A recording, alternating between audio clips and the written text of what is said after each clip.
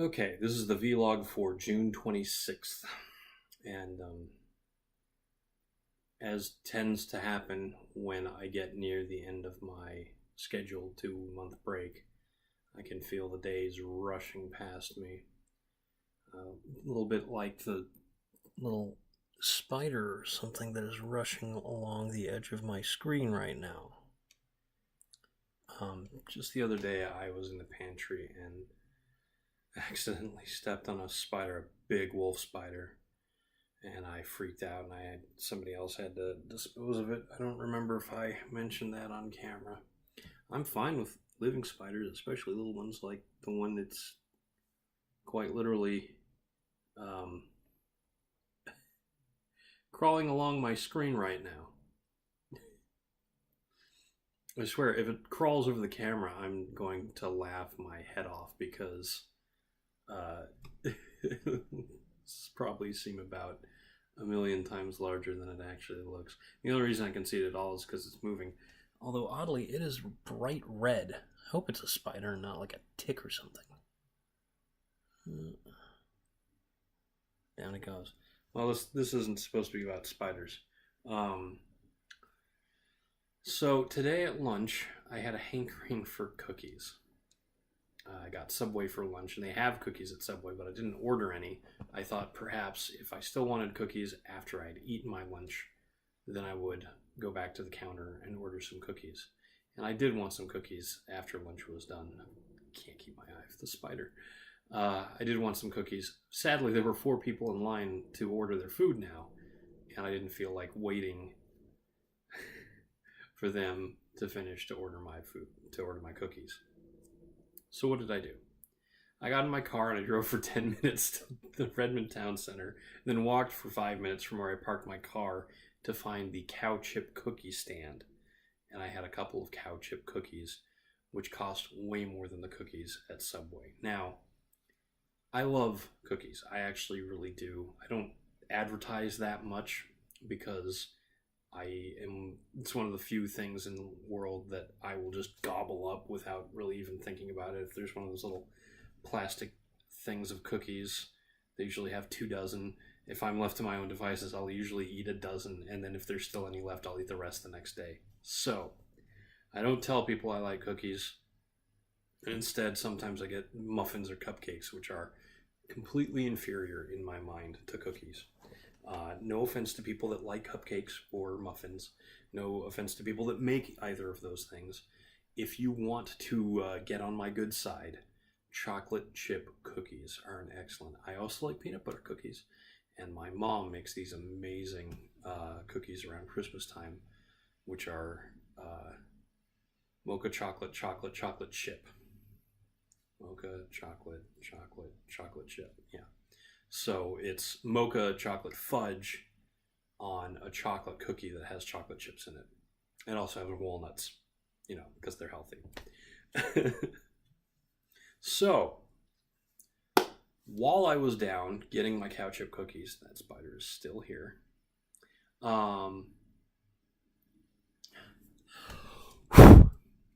didn't do it. All right. That blew it off. How heartless of me.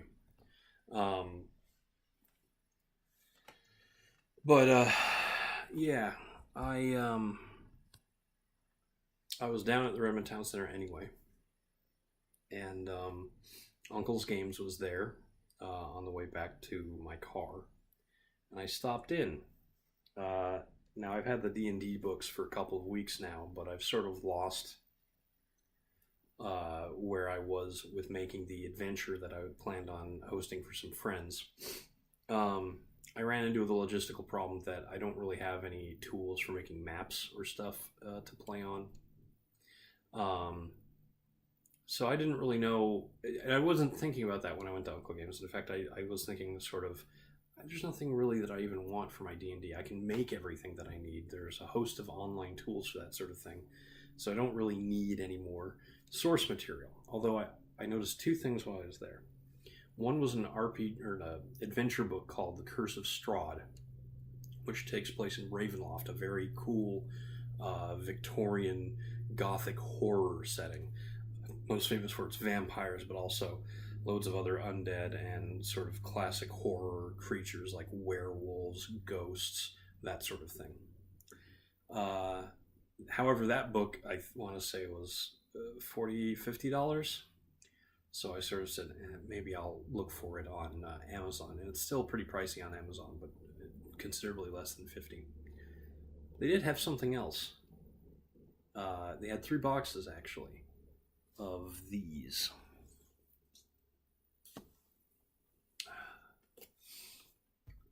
Dungeon Tiles Reincarnated. Now, I vaguely remember these from 4th edition, from the very short period of time where I was doing anything with 4th edition. Because I think one of my friends picked up a box, and we were using those to do a couple little adventures so we could learn how to play. But this is my first time actually owning a set, and they're actually pretty impressive, all things considered. So, you've got this box. You're not actually meant to play on this, although it would suit, if you needed a big area to set your dragon or whatnot. You get inside are these. So this is a cave. Let's see how I want to be able to see what I'm doing. This is a cave, and as you can see, there's mushrooms. There's a whole bunch of mushrooms there that count. I believe that little symbol is difficult terrain. And because you can see here too where there are mushrooms on this big, or actually these 2 corner pieces. They have those little triangles indicating difficult terrain. But on the other side, they're reversible. And these are a mix of stone tiles for a sort of finished masoned dungeon, and then bare rock that's, just been carved out of the earth by movement of water or big nasty monsters. And there's a whole bunch, and they range from, more caves, a lot piles of bones. The previous adventurers didn't do as well. And then more of the sort of mix of stonework and rough caves. And there's all sorts of stuff. There are arcane themed tiles with glyphs glowing red on one side and blue on the other. I also got another set of wilderness tiles because I think that Dungeons and Dragons is sort of poorly named. It doesn't have to just be dungeons, and certainly doesn't have to be dragons, since my campaign starts with the last true dragon is dead.